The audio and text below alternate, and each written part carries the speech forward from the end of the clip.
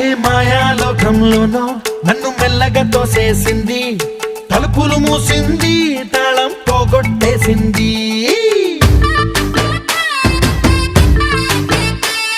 ఆ మబ్బుల అంచుల దాకా నా మనసుని మోసేసింది, చప్పుడు లేకుండా నిచ్చెన పక్కకు లాగింది.